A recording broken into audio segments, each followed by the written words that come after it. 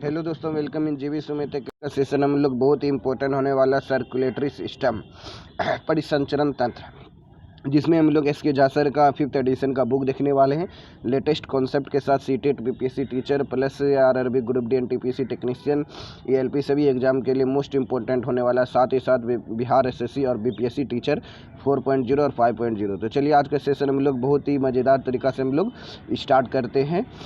तो देखिए आज का पहला सेशन में मतलब परिसंचरण तंत्र है। परिसंचरण तंत्र किसे कहते हैं? यानी जो परिसंचरण तंत्र वह तत्व है, मतलब वह संरचना है जहाँ पे जो है तत्वों को उन जगह पहुँचाया जाता है जहाँ उनकी ज़रूरत होती है। जहाँ पे हम लोगों को जो लाभदायक पदार्थ की ज़रूरत होती है वहाँ तक पहुँचाने की प्रक्रिया को परिसंचरण तंत्र कहते हैं। और हानिकारक पदार्थ को उन जगहों तक पहुँचाया जाता है जहाँ से उसको बाहर निकालने का रास्ता होता है, वह परिसंचरण तंत्र कहलाता है। जिसे शरीर की अन्य जैविक क्रियाओं की कई महत्वपूर्ण पदार्थ की ज़रूरत होती है, जैसे ग्लूकोज हो गया, ऑक्सीजन हो गया, अमीनो एसिड हो गया, फिर वाटर हो गया, फिर विटामिन्स हो गया, ये सब जो है, फिर हार्मोन हो गया। ये सब जैविक क्रियाएं, जैविक पदार्थ है जिसको शरीर की ज़रूरत पड़ती है। फिर बोला जा रहा है जैविक क्रियाओं के दौरान कई हानिक पदार्थों का निर्माण होता है। जैविक क्रियाओं के द्वारा जो है कई हानिकारक पदार्थों का निर्माण होता है, जैसे कार्बन डाइऑक्साइड, हम लोग सांस श्वसन के दौरान जो है कार्बन डाइऑक्साइड रिलीज करते हैं। अमोनिया हो गया, यूरिया हो गया, यूरिया भी मूत्र के द्वारा हम लोग पसीना के द्वारा निकलता है। एनिमल्स के प्रभावित द्रव्य के आधार पर सर्कुलेटरी सिस्टम को दो भागों में बांटा गया है। पहला है मतलब जल परिसंचरण तंत्र, वाटर सर्कुलेटरी सिस्टम। यानी इस प्रकार के परिसंचरण में जो है जंतु के शरीर में रक्त की जगह वाटर प्रभावित होता है, इसलिए इसे वाटर सर्कुलेटरी सिस्टम कहा जाता है। क्योंकि जंतु की जगह जो है रक्त की जगह वाटर सर्कुलेटरी होता है, मतलब वाटर एक जगह से दूसरे जगह जाता है, इसलिए वाटर सर्कुलेटरी सिस्टम कहा जाता है। जैसे स्पॉन्ज हो गया, क्या हो गया? स्पॉन्ज। फिर हाइड्रा, ये सब सेलेंट्रेटा और सैनिडरिया, ये सब जो है जल परिसंचरण तंत्र के अंतर्गत आते हैं। कौन कौन है? स्पॉन्जेज, फिर हाइड्रा, फिर सोलेंट्रेटा और सिंडेरिया, ये जो है वाटर सर्कुलेटरी सिस्टम के अंतर्गत आते हैं। अब देखिए ब्लड सर्कुलेटरी सिस्टम, यानी ब्लड सर्कुलेटरी सिस्टम में क्या हो गया? अब ब्लड के बारे में बताया जाएगा। जैसे हो गया ये सुपीरियर वेना केवा, ये सब का नाम है। ये एरोटा हो गया, प्राइमरी वेन हो गया, वर्चुअली एरिटरी हो गया, डिसेंडिंग एरोटा हो गया, फिर इंटरवेना केवा हो गया। सब के बारे में हट के बारे में पढ़ेंगे। फीमरल वेन हो गया, फीमरल आर्टरी हो गया, सब के बारे में हम लोग इसी में पढ़ेंगे। तो अभी हृदय आ गया। हृदय जो है, हृदय रक्त परिसंचरण तंत्र में प्रभावित होता है। जैसे जीभ, कभी कभी इसका निर्माण रक्त और हृदय के द्वारा होता है। यह वक्ष गुहा थियोरेटिक वैक्टरी में थोड़ी बाईं ओर अवस्थित रहता है। यह शंक्वाकार और मांसल होती है, ठीक है। फिर उसके बाद बोला जा रहा है हृदय के बारे में। अभी हृदय के बारे में देखिए, ये हृदय का पार्ट है। एक तरफ से हृदय मतलब रक्त आएगा, फिर एक तरफ से जाएगा। हृदय का जो चैम्बर होता है हमारे मानव शरीर का 4 भागों में बटा होता है। ये सब नाम याद रखना है। प्राइमरी वेन है, ये फ़ोटो देख लीजिए। फिर अब इसके बारे में हम लोग बताते जाते हैं। यानी रक्त पदार्थ का परिवहन करता है, जबकि रक्त को गति देने का कार्य हृदय करता है। इसलिए हृदय को पंपिंग ऑर्गन भी कहा जाता है। हृदय को क्या कहा जाता है? पंपिंग ऑर्गन, क्योंकि ये जो है रक्त को गति देने का कार्य करता है। इसलिए हृदय के दाहिने भाग में शुद्ध रक्त और बाएं भाग में शुद्ध रक्त होता है। तो ये पूछा जाता है हृदय के दाहिने भाग में क्या होता है। जैसे हमारा हृदय, हमारा बायां इधर है, लेकिन बुक के अनुसार से दायां वाला भाग इधर है। तो दायां वाला भाग में क्या होता है? शुद्ध, दायां वाले भाग में अशुद्ध रक्त होता है। दायां वाले भाग में क्या होता है? इधर लेफ्ट, हृदय के दाहिने भाग में, राइट इधर है, इधर के दाहिने भाग में, यानी हृदय का दाहिना भाग ये है। तो ये दाहिने भाग में शुद्ध रक्त होता है और हृदय के बाएं भाग में क्या होता है? अशुद्ध रक्त होता है।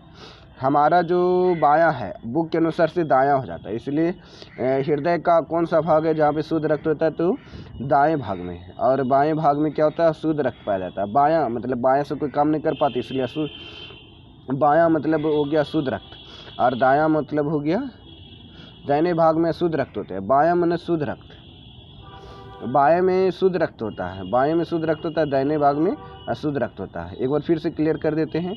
जैसे ये बायां भाग है, बायां भाग लेफ्ट ओरियम में जो है शुद्ध रक्त पाया जाता है और दायां भाग में अशुद्ध रक्त पाया जाता है। हृदय का औसत लगभग 300 ग्राम होता है। हृदय का वजन कितना होता है? लगभग 300 ग्राम होता है। यह त्रिभुजाकार यानी नाशपाती के आकार का होता है। हृदय एक मांसल संरचना है जो दोनों फेफड़ों के बीच में पसलियों के पीछे या डायफ्राम से थोड़ी ऊपर होता है। ये क्या होता है? पसलियों के पीछे या डायफ्राम के थोड़ी ऊपर होता है। फिर हृदय कोष्ठों में विभाजित होता है जिसमें रक्त जमा होता है जिसमें रक्त की पंपिंग कार्य किया जाता है। मतलब हृदय कोष्ठों में विभाजित होता है जिसमें रक्त जमा होता है, ये रक्त की पंपिंग कार्य किया जाता है। अलग अलग जंतुओं में हृदय में कोष्ठों की संख्या अलग अलग होती है, जैसे निम्नलिखित में प्रकार है। जैसे तिलचट्टा में कितना हृदय पाया जाता है? हृदय का चैम्बर तो 13 गो, तिलचट्टा में 13 हृदय चैम्बर पाया जाता है। फिश में 2 गो पाया जाता है, ये पूछा जाता है। फिश में कितना हृदय का चैम्बर है? 2 गो। मेढक या उभयचर में 3 गो होता है, लेकिन मगरमच्छ में 4 होता है। रेप्टाइल्स में भी 3 होता है, लेकिन मगरमच्छ में बोला जाएगा तो 4 हो जाएगा। मगरमच्छ में कितना होगा? मगरमच्छ सरीसृप या मेढक सरीसृप बोलेगा तो मेंबर ऑफ हार्ट कितना होता है? 3 होता है। सरीसृप या रेप्टाइल्स में भी चैम्बर कितना होता है? 3 ही होता है, लेकिन मगरमच्छ में हृदय कितना होता है? 4 होता है। पक्षी और स्तनधारी में भी कितना होता है? 4। और केंचुआ में हृदय की संख्या कितनी होती है? तो 8 होती है। हृदय के बाहर एक आवरण पाया जाता है जिसको हम लोग पेरिकार्डियम कहते हैं। क्या कहते हैं? हृदय के बाहर एक संरचना पाई जाती है जिसको हम लोग पेरिकार्डियम कहते हैं। चलिए, अभी हृदय का मेन पॉइंट आ गया जिसके बारे में हम लोग पढ़ने वाले हैं। यानी हृदय क्या बोला जा रहा है? हृदय और पेरिकार्डियम के बीच में एक द्रव भरा रहता है जिसको हम लोग पेरिकार्डिनल फ्लूइड कहा जाता है। यानी हृदय हो गया और पेरिकार्डियम के बीच में जो द्रव भरा रहता है उसको हम लोग क्या कहते हैं? Pericardial fluid. पेरिकार्डियल फ्लूइड के द्वारा हृदय का पोषण तथा सुरक्षा का कार्य किया जाता है। पेरिकार्डियल फ्लूइड के द्वारा जो हृदय का पोषण तथा सुरक्षा का कार्य किया जाता है। हृदय सेप्टम के द्वारा कोष्ठों में विभाजित होता है। क्या होता है? हृदय सेप्टम के द्वारा कोष्ठों में विभाजित होता है। ऊपर वाले कोष्ठों को आलिंद कहा जाता है, ऊपर वाले कोष्ठों को आलिंद और नीचे वाले कोष्ठ को निलय कहा जाता है। देखिए एक बार फोटो देख लीजिए। यानी ऊपर वाले भाग को आलिंद कहा जाता है, नीचे वाले को निलय कहा जाता है। ये ऊपर हो गया आलिंद और नीचे हो गया निलय। ऊपर आलिंद कहा जाता है, नीचे निलय पाया जाता है। फिर उसके बाद बोला जा रहा है आर्टिकल, यानी हृदय का ये हो गया हृदय से, ठीक है। फिर एरिकल का निर्माण पसली और कमजोर मांसपेशियों के द्वारा होता है। यानी इसमें बोला जा रहा है एरिकल, क्या बोला जा रहा है? एक बार देख लीजिए फिर से। एरिकल का जो निर्माण होता है पसली और कमजोर मांसपेशियों के द्वारा होता है, क्योंकि यह रक्त आकर जम जाता है। एरिकल और का निर्माण जो है पसली और कमजोर मांसपेशियों के द्वारा होता है, क्योंकि जो है इसमें रक्त आकर जमा होता है। वेंट्रिकल का निर्माण मोटी और मजबूत मांसपेशियों द्वारा होती है, क्योंकि वेंट्रिकल वाले भाग में अत्यधिक दाब उत्पन्न किया जाता है। वेंट्रिकल का निर्माण जो है मोटी और मजबूत मांसपेशियों के द्वारा होता है, क्योंकि यह वेंट्रिकल का भाग जो है अत्यधिक दबाव उत्पन्न होने के कारण किया जाता है। फिर एक्यूरिकल और वेंट्रिकल, सेप्टम और राइट और लेफ्ट के 2 चैम्बर में विभाजित होते हैं। यानी एक्यूरिकल और वेंट्रिकल ये सेप्टम द्वारा राइट और लेफ्ट चैम्बर द्वारा विभक्त होते हैं। यानी ये लेफ्ट और राइट जो दिया गया हृदय का, ये लेफ्ट राइट और लेफ्ट वेंट्रिकल ये बोला जा रहा है। ये वाला पार्ट इसे राइट और लेफ्ट में बटा होता है, उसी पार्ट को बताया गया यहाँ पे। फिर बोला जा रहा है राइट एरिकल और राइट वेंट्रिकल में रक्त के बहाव के लिए कपाट वाल्व पाए जाते हैं। इस प्रकार के वाल्व लेफ्ट एरिकल और लेफ्ट वेंट्रिकल के बीच पाए जाते हैं। तो अभी तुरंत बताया वही चीज़ था इसमें भी। लेफ्ट वेंट्रिकल ऑक्सीजन जनित रुधिर को विभिन्न भागों में पंप करती है। लेफ्ट वेंट्रिकल जो है ऑक्सीजन जनित रुधिर को विभिन्न भागों में पंप करती है, और राइट वेंट्रिकल भी ऑक्सीजनित रुधिर को शरीर में पंप करता है। ये एनसीईआरटी एग्जाम्पलर का पॉइंट है, ये याद रखना है। यानी लेफ्ट वेंट्रिकल जो है ऑक्सीजन जनित रुधिर को शरीर के विभिन्न भागों में पंप करता है, जबकि राइट एरिटम जो है विऑक्सीजनित रुधिर को पर फेफड़ों में पंप करता है। फिर बोला जा रहा है शरीर के रक्त दाब का भाव। शरीर के रक्त का भाव, शरीर के अंदर रक्त का भाव क्या होता है? Flow blood. रक्त का भाव हृदय द्वारा उत्पन्न किए गए रक्तचाप के द्वारा होता है। और शरीर में रक्त का शुद्धिकरण फेफड़ों में होता है। रक्त का शुद्धिकरण किसके द्वारा होता है? फेफड़ों में होता है। ऑक्सीकरण के दौरान ऑक्सीजन और कार्बन डाइऑक्साइड का विनिमय किया जाता है। यानी ऑक्सीजन और कार्बन डाइऑक्साइड का विनिमय किसके द्वारा होता है? शुद्धि फेफड़ीकरण, यानी रक्त का शुद्धिकरण जो है फेफड़ा में होता है। रक्त शरीर में रक्त का शुद्धिकरण फेफड़ा लंग्स में होता है। शुद्धिकरण के दौरान ऑक्सीजन और कार्बन डाइऑक्साइड का विनिमय भी किया जाता है। शरीर में रक्त का शुद्धिकरण कौन करता है? फेफड़ा। फिर देखिए प्योर ब्लड। प्योर ब्लड क्या है? वैसा रक्त जिसमें ऑक्सीजन की मात्रा ज़्यादा रहती है, इसे प्योर ब्लड कहा जाता है। इसका रंग जो है ब्राइट रेड रंग का होता है। और शुद्ध रक्त अलग वाहिनी वेसल्स में बहता है, जिससे धमनी एरिटरी कहा जाता है। यानी शुद्ध रक्त जो है अलग वाहिनी में बहता है, जिससे धमनी एरिटरी भी कहा जाता है। फिर बोला जाता है शुद्ध रक्त, यानी इम्प्योर ब्लड, वैसा रक्त जिसमें कार्बन डाइऑक्साइड की मात्रा ज़्यादा होती है, उसे अशुद्ध रक्त कहा जाता है, क्योंकि इसका रंग जो है गहरा लाल रंग का होता है। डार्क रेड और नीला रंग का होता है। अशुद्ध रक्त का रंग कैसा होता है? तो गहरा डार्क रेड और नीला हरा रंग का होता है। अशुद्ध रक्त को प्रभावित करने वाला वेसल को सीरा वेन कहा जाता है। अशुद्ध रक्त को बहने वाला सीरा क्या है? वेन कहा जाता है। सीरा वेन, यानी वेन हो गया। फिर ये वेन ये एरिटरी है, धमनी और सीरा जिसको हम लोग कहते हैं। चलिए अब धमनी और सीरा के बीच में कभी कभी अंतर भी आ जाता है, इसके बारे में जान लीजिए। धमनी हो गया जिसको एरिटरी कहा जाता है इंग्लिश में, सीरा मतलब वेन कहा जाता है इसको। अब धमनी में क्या होता है? शुद्ध रक्त बहता है और सीरा में अशुद्ध रक्त बहता है। बीपी यानी ब्लड प्रेशर का मान ज़्यादा होता है। धमनी में क्या होता है? ब्लड प्रेशर का मान ज़्यादा होता है और ब्लड प्रेशर का मान किस में होता है? सीरा में कम होता है। फिर धमनी के बारे में बताया जा रहा है। धमनी जो है दीवार अत्यधिक रक्त चपाट को झेलने के लिए मोटी तथा मजबूत होती है। यह क्या होती है? धमनी और मजबूत होती है, क्योंकि इसका ब्लड प्रेशर ज़्यादा होने के कारण से जब वो मोटा होगा तब ना उसको कंट्रोल करेगा। इसलिए धमनी का जो रक्त की दीवारें बहने वाली होती है वह मोटी होती है और मजबूत होती है। फिर बोला जा रहा है सीरा की जो दीवारें होती है पतली होती है और कमज़ोर होती है, क्योंकि सीरा जब कमज़ोर है इसलिए वह पतली और कमज़ोर होती है। सीरा धमनी का इसका बॉइलिंग पॉइंट यानी ब्लड प्रेशर क्या होता है? कम होता है, इसलिए ये पतली और कमज़ोर होती है सीरा की। धमनी क्या होता है? रक्त के बहाव की दिशा हृदय से शरीर की ओर बहती है। मतलब रक्त का जो बहाव होता है उसका दिशा जो है हृदय से शरीर की तरफ जाता है। फिर बोला जा रहा है इसमें रक्त के बहाव की दिशा शरीर से हृदय की तरफ जाता है। सीरा में क्या? इसमें रक्त के बहाव की दिशा शरीर से हृदय की तरफ होती है।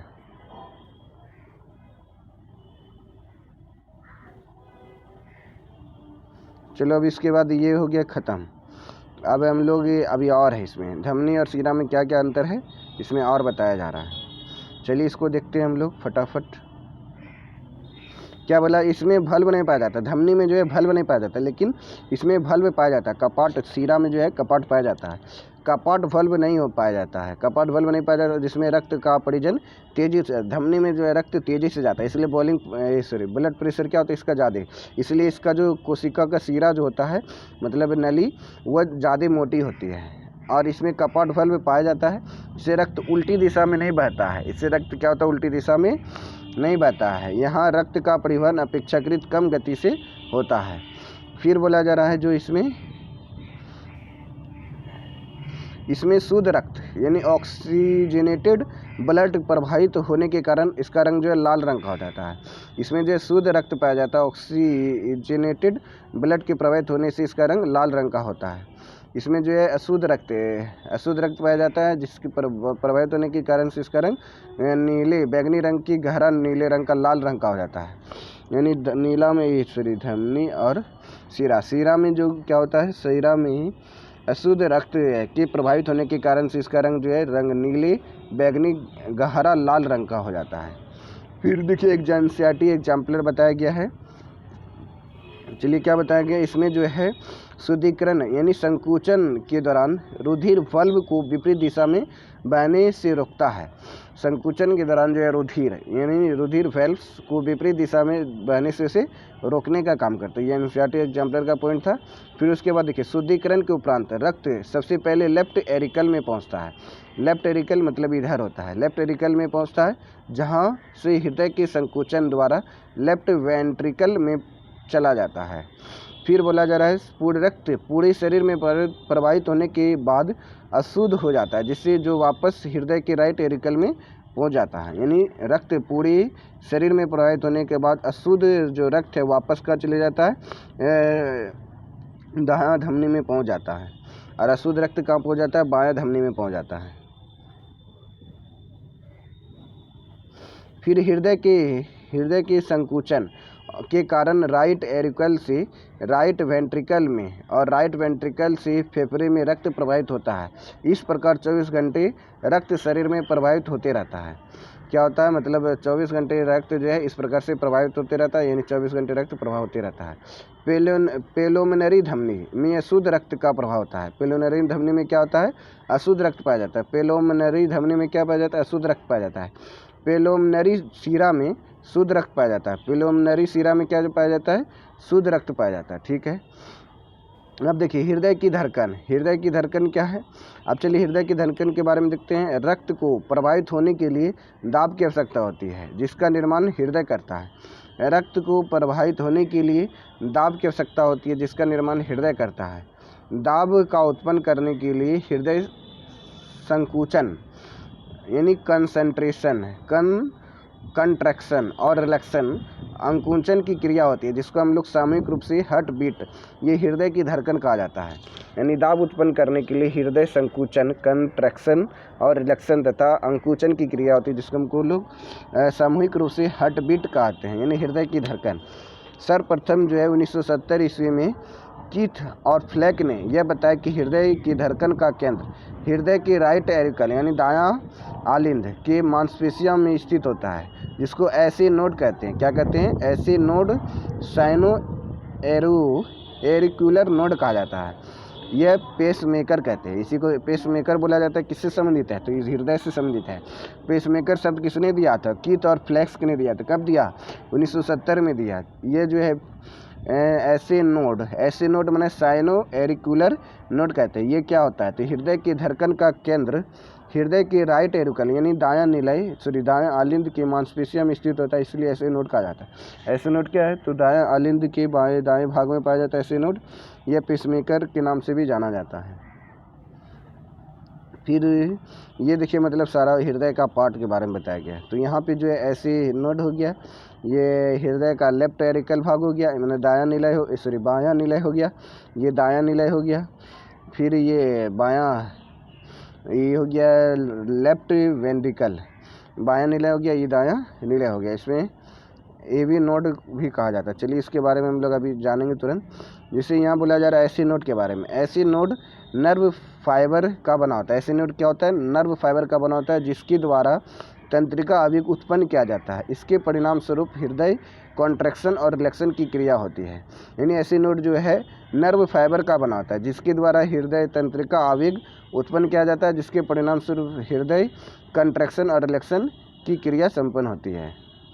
ठीक है। फिर आगे हम लोग देखते हैं ऐसे नोड के बारे में बताया जा रहा है। ऐसे नोड से नर्व इम्पल्स और एवी नोड यानी एरिकुलो वेंट्रिकल नोड तक पहुंचता है, जहां से आवेग को पूरा हृदय तक पहुंचा दिया जाता है। ऐसी नोड से नर्व इम्पल्स और एवी नोड न एरिकुलर वेंट्रिकल नोड तक पहुंचाता है, जहां से आवेग पूरे हृदय तक पहुंचता है। Heart beat. हृदय की धड़कन की उत्पत्ति के आधार पर हृदय दो प्रकार से होते हैं। न्यूरोजेनिक हार्ट यानी वैसा हृदय जिसमें हार्ट बीट की उत्पत्ति केंद्र मस्तिष्क होता है, उसे न्यूरोजेनिक हार्ट कहा जाता है। न्यूरोजेनिक हार्ट क्या हो गया?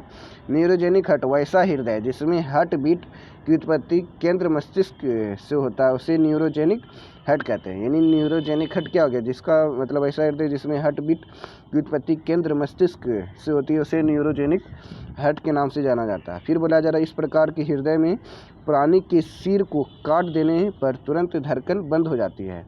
जैसे उसका सिर काट देंगे तो उसका धड़कन क्या हो जाएगा, तुरंत बंद हो जाएगा, क्योंकि न्यूरोजेनिक हर्ट पाया जाता है उसमें।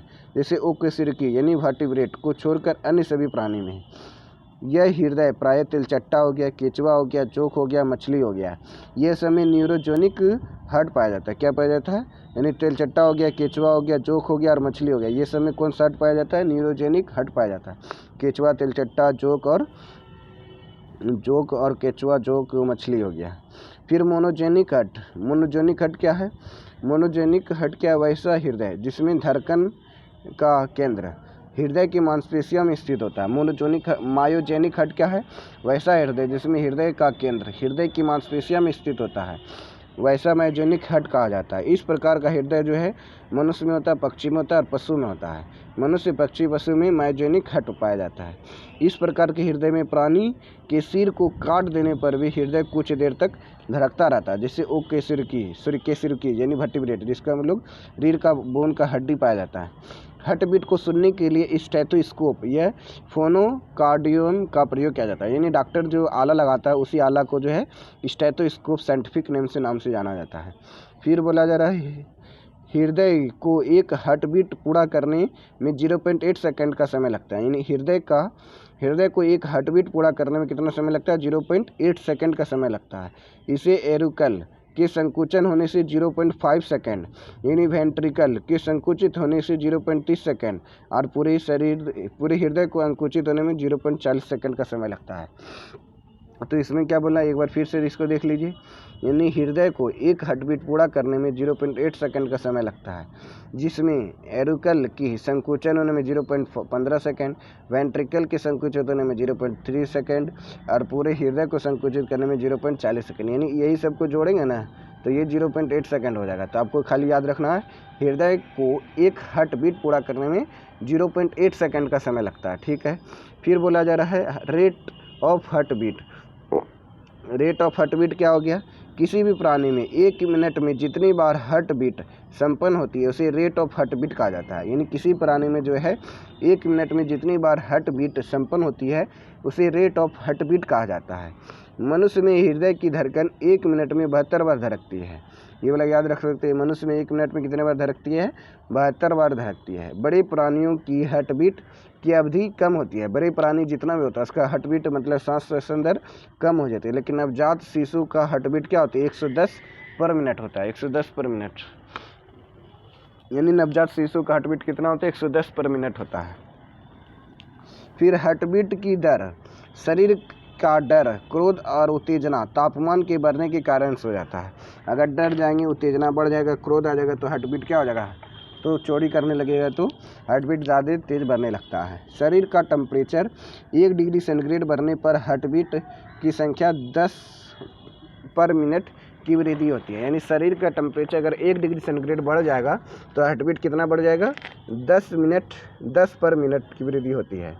हृदय की धड़कन का नियंत्रण एनोटोमस नर्वस सिस्टम द्वारा होता है। यानी हृदय का जो धड़कन का नियंत्रण है वह ऑटोनोमस नर्वस सिस्टम द्वारा होता है। फिर बोला जा रहा है इसी सर्कुलेशन में रक्त के थक्का बनने या जमने को कोलेस्ट्रॉल के जमा हो जाने से हृदय आघात हार्ट अटैक हो जाता है। फिर बोला जा रहा है इलेक्ट्रोकार्डियोग्राफ। इलेक्ट्रोकार्डियोग्राफ क्या हो गया, हृदय की विद्युत क्रिया विधि को मापने का यंत्र है जिसको हम लोग संपूर्ण हृदय की कार्य क्षमता का पता लगा सकते हैं। ईसीजी किससे संबंधित है, तो हृदय से संबंधित है। यह हृदय की विद्युत क्रिया विधि को मापने का एक यंत्र है। इससे हृदय की संपूर्ण कार्य क्षमता का पता लगा सकते हैं। हृदय के मसल का विभवांतर यानी पोटेंशियल डिफरेंस को मापता है ईसीजी। फिर ईसीजी में PQRST तरंगे वेव होती है। ईसीजी में PQRST तरंगे वेव होती है। इस यंत्र से हार्ट बीट, फिर हार्ट अटैक और कोरोनरी थ्रोम्बोसिस जैसी बीमारियों का पता चलता है। ईसीजी से कौन कौन सा रोग का पता चलता है, हार्ट ब्लॉक हो गया, हार्ट अटैक हो गया, कोरोनरी थ्रोम्बोसिस नामक बीमारी का पता चलता है ईसीजी से। अब चलिए ब्लड प्रेशर। अब क्या पढ़ेंगे, ब्लड प्रेशर, यानी ब्लड के द्वारा जो प्रेशर उत्पन्न होता है उसको ब्लड प्रेशर कहते हैं। जैसे देखिए इसमें ब्लड प्रेशर के बारे में बता रहा है, इसका उत्पत्ति हृदय की धड़कन द्वारा होती है। जब हृदय संकुचित होता है तो उत्पन्न हृदय को सिस्टोलिक प्रेशर कहते हैं। जब हृदय जब संकुचित होती है तो उससे जो उत्पन्न प्रेशर होता है वह सिस्टोलिक प्रेशर कहलाता है। इसका मान जो है एक स्वस्थ मनुष्य में 120 मिलीमीटर एचजी होता है। इसका जो स्वस्थ मान होता है सिस्टोलिक प्रेशर का 120 एचजी होता है। जब हृदय रिलैक्स होता है तो उस समय स्थिति में उत्पन्न दाब को डायसिस्टोलिक प्रेशर कहा जाता है। क्या कहा जाता है, डायसिस्टोलिक प्रेशर कहा जाता है, जिसका मान जो है एक स्वस्थ मनुष्य में 80 एचजी पाया जाता है। यानी जब हृदय रिलैक्स होता है तो उस स्थिति में उत्पन्न दाब डायसिस्टोलिक प्रेशर कहा जाता है। इसका जो मान होता है 80 एचजी होता है। एक स्वस्थ मनुष्य का ब्लड प्रेशर, बीपी माने ब्लड प्रेशर का मान 120/80 एचजी होता है। ये भी पूछा जाता है, पहले होगा उसके बाद एचजी होगा, तो इसको ध्यान में रखना है। एक जो स्वस्थ मनुष्य होता है उसका ब्लड प्रेशर कितना होता है, 120/80 फिर उसके बाद एचजी होता है। ब्लड प्रेशर मापने वाला यंत्र को स्फेगोमीटर कहा जाता है। ब्लड प्रेशर किस यंत्र से मापा जाता है, तो स्फेगोमोनोमीटर से मापा जाता है। हार्ट बीट और बॉइलिंग पॉइंट एक दूसरे से समान रूप से प्रभावित होते हैं, अर्थात हार्ट बीट के बढ़ने पर बॉइलिंग पॉइंट का मान भी बढ़ जाता है। हार्ट बीट के बढ़ने से बॉइलिंग पॉइंट का मान बढ़ जाता है। हृदय से शरीर के सभी भागों तक शुद्ध रक्त पहुंचाने वाले सबसे बड़ी धमनी को महाधमनी कहा जाता है। यानी हृदय के शरीर के, अब ये वाला पॉइंट को फिर से देख लीजिए बढ़िया से। हृदय से शरीर के सभी भागों तक शुद्ध रक्त पहुंचाने वाली सबसे बड़ी धमनी को महाधमनी कहा जाता है। यानी हृदय से शरीर के सभी भागों तक प्योर ब्लड को जो पहुंचाया जाता है जिस बड़ी धमनी द्वारा, उसी बड़ी धमनी को महाधमनी कहा जाता है। महाधमनी से हृदय की मांसपेशियों में शुद्ध रक्त पहुंचाने वाली धमनी को कोरोनरी आर्टरी कहा जाता है। तो ये वाला पॉइंट इंपॉर्टेंट है, इसको ध्यान में रखना है। क्या बता रहे थे, तो इसमें बताए क्या, यानी महाधमनी, फिर से एक बार इसको कट करके फिर से बताते हैं। यानी क्या बोला गया, महाधमनी से हृदय की मांसपेशियों में शुद्ध रक्त पहुंचाने वाली धमनी को कोरोनरी आर्टरी कहा जाता है। यानी महाधमनी से हृदय की मांसपेशियों में शुद्ध रक्त पहुंचाने वाली धमनी को कोरोनरी आर्टरी कहा जाता है। खान पान के अनियमित तरीके और less active of mode of life के कारण से कोरोनरी आर्टरी में कोलेस्ट्रॉल का जमा हो जाता है। यानी खान पान अनियमित तरीका से करेंगे, less active mode of life का काम करेंगे, काम धंधा नहीं करेंगे, तो कोरोनरी आर्टरी में जो क्या होता है, कोलेस्ट्रॉल जमा हो जाता है, जिससे धमनी का व्यास कम होने लगता है। इसके परिणाम स्वरूप जो है ब्लड प्रेशर बहुत हाई हो जाता है। जब ब्लड प्रेशर हाई हो जाएगा तो चेस्ट में हमेशा दर्द बना रहता है, जिससे क्या होगा, धमनी के फटने का कारण बन जाता है, जिसको हम लोग हार्ट अटैक कहते हैं।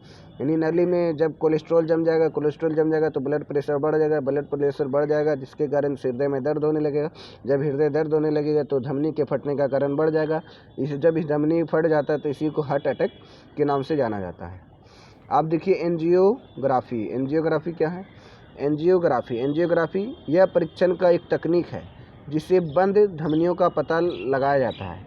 यानी एंजियोग्राफी क्या होता है, यह परीक्षण की तकनीक होती है जिससे बंद धमनियों का पता लगाया जाता है।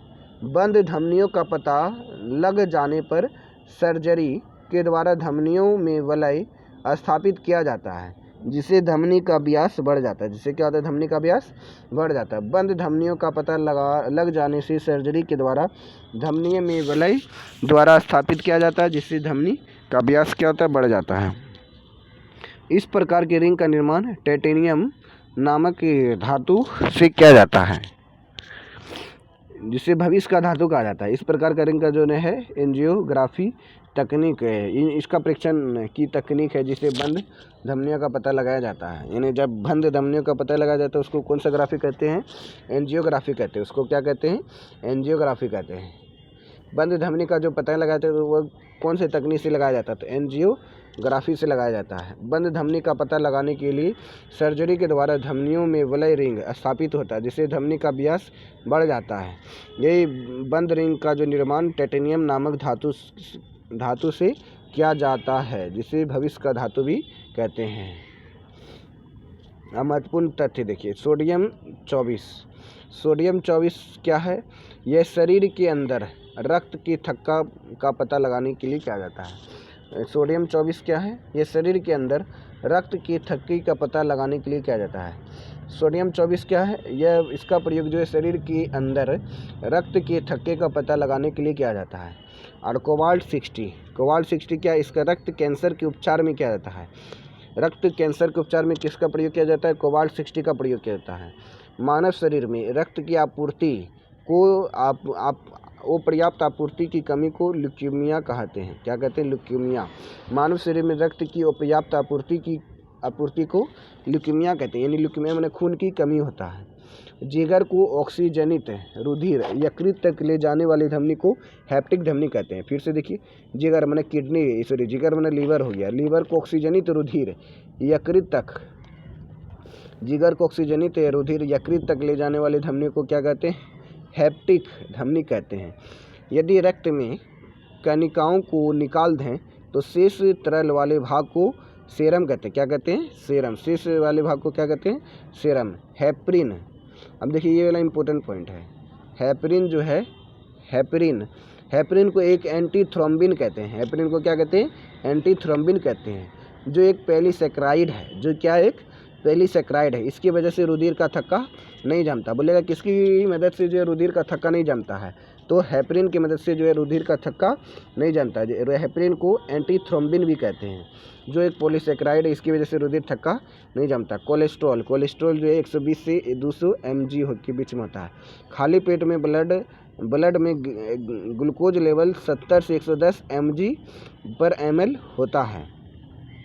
अब देखिए, हार्ट ट्रांसप्लांट यानी हृदय का प्रत्यारोपण, क्या ये संभव है? कभी कभी हृदय के ज़्यादा क्षतिग्रस्त हो जाने से बदलने की आवश्यकता होती है। अर्थात किसी एक व्यक्ति के हृदय को दूसरे व्यक्ति के शरीर में स्थापित जब कर देते हैं तो हृदय का प्रतिस्थापन कहा जाता है। मान लीजिए आपका हृदय खराब हो गया, तो डॉक्टर के पास जाएंगे तो आपका हृदय को बदल भी दिया जाएगा। इसी बदलने की प्रक्रिया को हार्ट ट्रांसप्लांटेशन कहा जाता है। विश्व में पहला हृदय प्रत्यारोपण जो है 1967 में हुआ था। दक्षिण अफ्रीका के सर्जन क्रिश्चियन बर्नार्ड ने किया था। ये आता है, यानी बोलेगा कि प्रथम हृदय प्रत्यारोपण कब हुआ था? 1967 में था। 1967 में हुआ था प्रथम हृदय प्रत्यारोपण। दक्षिण अफ्रीका के सर्जन क्रिश्चियन बर्नार्ड ने किया था। भारत में पहला हृदय प्रत्यारोपण कब हुआ था? 1994 में। कहाँ पर हुआ था? एम्स की डॉक्टर पी वेणुगोपाल ने किया था। यानी भारत में पहली बार जो है हृदय प्रत्यारोपण कब हुआ था? 1994 में ईस्वी में एम्स के डॉक्टर पी वेणुगोपाल ने किया था। फिर ओपन हार्ट सर्जरी देखिए। ओपन हार्ट सर्जरी क्या है? जब शल्य चिकित्सा यानी सर्जरी चेस्ट को खोल के की जाती है तो उसे ओपन हार्ट सर्जरी कहा जाता है। यानी हार्ट को जब चेस्ट को खोल के जब सर्जरी किया जाता है तो वही ओपन हार्ट सर्जरी है। विश्व में पहली बार ओपन हार्ट सर्जरी जो है 1893 ईस्वी में। कब? 1893 में शिकागो में डॉक्टर डेनियल हेल विलियम्स के द्वारा किया गया था। विश्व में पहली बार ओपन हार्ट सर्जरी 1893 ईस्वी में शिकागो में डॉक्टर डेनियल हेल विलियम्स के द्वारा किया गया था। भारत में पहली बार ओपन हार्ट सर्जरी 1961 ईस्वी में डॉक्टर कियन दुस्तूर ने किया था।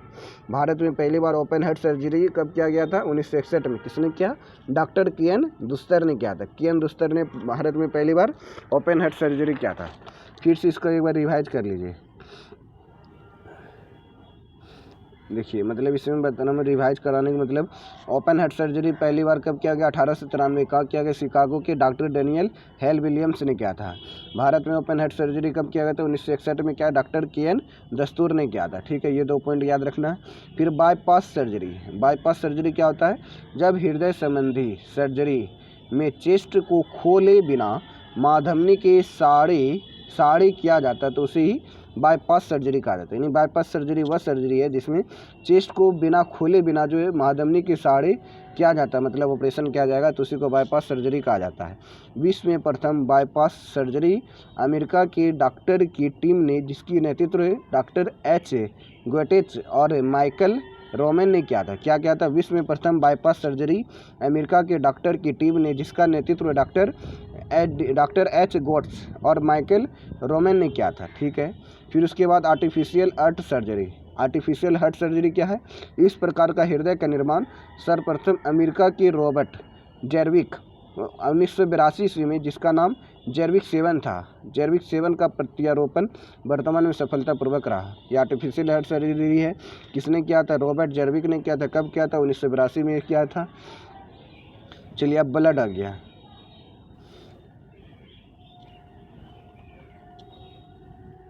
ब्लड है, फिर उसके बाद ये सारा पॉइंट है, फिर ए भी हो गया। फिर उसके बाद हम लोग ये वाला, ये तो ब्लड देखिए लिख सकते हैं, नहीं तो यहाँ से जो है ना यहाँ तक पढ़ा देते हैं। फिर उसके बाद ब्लड ए बी वाला देखेंगे कल। तो चलिए हम लोग आगे यहाँ तक देख लेते हैं। और यानी ब्लड के बारे में देखिए। ब्लड क्या होता है? रक्त का एक तरल संयोजी ऊतक। रक्त एक तरल संयोजी ऊतक है जो मनुष्य में औसत रक्त की मात्रा 5 से 6 लीटर होती है। कलर कैसा होता है? रेड। हीमोग्लोबिन के कारण से होता है। टेस्ट कैसा होता है? साल्टी होता है। NaCl के कारण से। इसका pH मान कितना होता है? 7.4 होता है। रक्त जो एक तरल संयोजी ऊतक है। ब्लड यानी ब्लड में 2 भाग है। इसे ब्लड प्लाज्मा हो गया, ब्लड कॉर्पसेल्स हो गया। प्लाज्मा के अंतर्गत वाटर आएंगे, प्रोटीन आएंगे, हेवी मटेरियल्स आएंगे। अब ब्लड कॉर्पसेल्स में आएगी RBC, WBC और प्लेटलेट्स। अब यानी ब्लड प्लाज्मा में लगभग 55% रक्त प्लाज्मा 55% होता है। 55% रक्त प्लाज्मा होता है। फिर उसके बाद देखिए मतलब रक्त वाटर कितना प्रतिशत रहता है? यानी रक्त में वाटर 90%, प्रोटीन 7%। फिर एल्बुमिन यानी डेंस होता है। एल्बुमिन नामक जो पाया जाता है वो डेंस होता है, मतलब बहुत घना होता है, गाढ़ा होता है। ग्लोबिन यानी एंटीबॉडी होता है। फाइब्रोजिन और प्रोथ्रोम्बिन ये ब्लड क्लोटिंग का काम करता है। ब्लड क्लोटिंग का काम क्या करता है? प्लाज्मा में प्लेटलेट्स जो है, फाइब्रोनोजिन और प्रोथ्रोम्बिन का काम जो है ब्लड प्लेटलेट्स का काम करता है। फिर अदर जो है 2% ग्लूकोज पाया जाता है, 2% अदर पाया जाता है, जिसमें ग्लूकोज 1% और NaCl 0.9%। फिर जैसे अभी देखिए हम लोग अभी पढ़े थे एल्बुमिन प्रोटीन। एल्बुमिन प्रोटीन क्या है? रक्त को गाढ़ा बनाता है। एल्बुमिन प्रोटीन क्या है? रक्त को गाढ़ा बनाता है। फिर ग्लोबुलिन प्रोटीन क्या है? शरीर में एंटीबॉडी का निर्माण करता है। ग्लोबुलिन प्रोटीन क्या है? शरीर में एंटीबॉडी का निर्माण करता है। फिर फाइब्रोजिन, यह प्रोथ्रोम्बिन रक्त को जमने में मदद करता है, इसलिए इसे ब्लड क्लोटिंग प्रोटीन भी कहा जाता है। इसे क्या कहा जाता है? ब्लड क्लोटिंग प्रोटीन भी कहते हैं। फिर रक्त कणिकाएं, ब्लड कॉर्पसेल्स, यह रक्त में लगभग 45% पाया जाता है। ब्लड कॉर्पसेल्स में आ गया RBC, WBC और ब्लड प्लेटलेट्स। RBC क्या होता है? RBC ये हो गया। RBC इसका रंग जो है लगभग 50 लाख से 55 लाख प्रति mm की होता है। इसका रंग लाल होता है हीमोग्लोबिन के कारण से। इसका आकार बाइकॉन्केव होता है। इसकी उत्पत्ति कहाँ से होती है? भ्रूण अवस्था में RBC के निर्माण की क्रिया को इरोथ्रोपिसिस कहते हैं। RBC के निर्माण की प्रक्रिया को क्या कहा जाता है? इरोथ्रोपिसिस कहते हैं। RBC की मृत्यु क्या होता है? यकृत में और पिल्हा में यानी तिल्ली में, जिसको हम लोग स्प्लीन कहते हैं। मुख्य रूप से तिल्ली, स्प्लीन में। फिर बोला जा रहा है स्प्लीन को RBC का क्रेव यार्ड कहा जाता है, कब्रिस्तान कहा जाता है। क्या कहा जाता है? कब्रिस्तान। स्प्लीन को शरीर का ब्लड बैंक भी कहा जाता है, क्योंकि सारा ब्लड यहीं रहता है। फिर इसका जीवन काल RBC का कितना होता है? 120 दिन होता है। RBC का कार्य, ये RBC जो है ऑक्सीजन और कार्बन डाइऑक्साइड का परिवहन करता है। RBC ऑक्सीजन के परिवहन करने के लिए हीमोग्लोबिन नामक पिगमेंट का प्रयोग करते हैं। फिर बोला हेपरिन जो है, हेपरिन नामक पिगमेंट के कारण शरीर के अंदर रक्त नहीं जमता है। हेपरिन के कारण शरीर का रक्त नहीं जमता। अभी हीमोग्लोबिन देखिए। हीमोग्लोबिन का निर्माण आयरन और ग्लोबिन प्रोटीन के द्वारा होता है। हीमोग्लोबिन का निर्माण किसके द्वारा होता है? आयरन और ग्लोबिन प्रोटीन के द्वारा होता है। हीमोग्लोबिन में लोहा पाया जाता है। जिसके कारण से रक्त का रंग क्या होता है? लाल होता है।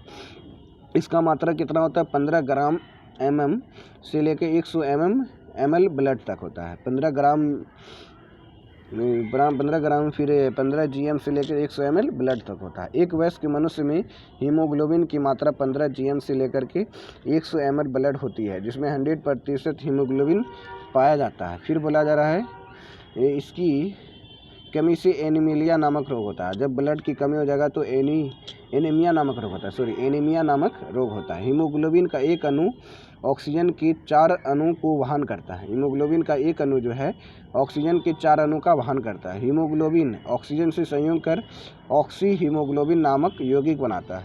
हीमोग्लोबिन जो है ऑक्सीजन से अभिक्रिया कर ऑक्सी हीमोग्लोबिन बनाता है। केचुआ का रक्त लाल होता है। केचुआ का रक्त क्या होता है? लाल। लेकिन इसके रक्त में RBC नहीं पाया जाता है। ठीक है। फिर बोला जा रहा है RBC की हीमोग्लोबिन की कमी के कारण एनीमिया रक्तता नामक बीमारी होती है, जिससे निम्नलिखित प्रकार के एप्लास्टिक एनीमिया यानी रेड बोन मैरो RBC का निर्माण होता है। रेड बोन मैरो जो RBC का निर्माण नहीं कर पाता, जिससे शरीर में हीमोग्लोबिन की कमी हो जाती है, जिसको हम लोग एप्लास्टिक एनीमिया कहा जाता है। एप्लास्टिक एनीमिया क्या है? रेड बोन मैरो RBC का निर्माण नहीं कर पाता, जिसके कारण से शरीर में हीमोग्लोबिन की कमी हो जाती है, जिसके कारण से उसको एप्लास्टिक एनीमिया कहा जाता है। फिर स्टिक एनीमिया। फिर ये देखिए साइकिल सेल एनीमिया क्या होता है? कभी कभी हीमोग्लोबिन की संरचना में बदलाव के कारण से एक विशेष प्रकार का एनीमिया उत्पन्न होती है, जिसको हम लोग हीमोग्लोबिन की पॉलीपेप्टाइड चेन के छोटे स्थान पर ग्लूटामिक एसिड की जगह पर वैलिन आ जाता है, जिसको RBC की आकार हाशिया सिकल जैसी होती है, जिससे हीमोग्लोबिन का निर्माण में कमी आ जाती है। इसी को साइकिल सेल एनीमिया कहा जाता है। इसमें हीमोग्लोबिन की संरचना में कमी हो जाती है, साइकिल हो जाता है। वेन चेन छठे स्थान पर ग्लूटामिक एसिड की जगह पर वैलिन आ जाता है, जिसके कारण से RBC का आकार हाशिया जैसा हो जाता है, जिसको हम लोग साइकिल सेल एनीमिया के नाम से जानते हैं। फिर पेनक्रियासिक एनीमिया। देखिए ये पेनक्रियासिक एनीमिया क्या है? कभी कभी रेड बोन मैरो का द्वारा निर्मित RBC परिपक्व नहीं हो पाता, जिसको हम लोग हीमोग्लोबिन की कमी से पेनक्रियासिक एनीमिया कहा जाता है। पेनक्रियासिक एनीमिया के कारण से विटामिन B12 और फोलिक एसिड की कमी हो जाता है। विटामिन B12 को साइनोकोबालामिन कहा जाता है। विटामिन B12 को क्या कहा जाता है? साइनोकोबालामिन कहा जाता है, जिसमें कोबाल्ट पाए जाते हैं। इसमें क्या पाए जाते हैं? कोबाल्ट पाई जाती है। फिर देखिए थैलोसीमिया क्या है? थैलोसीमिया यानी इस प्रकार का एनीमिया एक असामान्य हीमोग्लोबिन के कारण होता है, जिसे हम लोग हीमोग्लोबिन F कहा जाता है। इसकी स्थिति में व्यक्ति को हमेशा दूसरे व्यक्ति से रक्त की आवश्यकता होती है। अब हम लोग पढ़ेंगे WBC जो है रक्त में 1% होता है। WBC रक्त में कितना प्रतिशत होता है? 1% होता है। अब कल हम लोग पढ़ेंगे WBC ना, तो WBC भी बहुत बड़ा है। फिर वक्त बिंबाणु हो जाएगा। ठीक है। फिर AB वाला आ जाएगा। कल AB वाला बताएंगे, फिर उसके बाद ऑब्जेक्टिव क्वेश्चन बताएंगे। आज ऑब्जेक्टिव क्वेश्चन देख ले, क्या थोड़ा सा देखते समझ में आएगा। ऑब्जेक्टिव क्वेश्चन कितना दिया देखते, तब जैसा होगा फिर वैसा प्रोग्राम करेंगे हम लोग। और ज़्यादा नहीं दिया है, 111 क्वेश्चन। आराम से भगवान को 111 क्वेश्चन कल ही समाप्त कर देंगे। ठीक है। तो आज का सेशन यहीं तक रखते हैं। जय हिंद जय भारत। Thank you. अच्छा लगे तो लाइक करें, शेयर करें, सब्सक्राइब करें। सब्सक्राइब करना ना भूलें, और कमेंट जो आपको नेक्स्ट वीडियो चाहिए आप लोग कमेंट कर दें। जय हिंद जय भारत। Thank you. फिर मिलते हैं नेक्स्ट वीडियो में। Take care. Bye bye.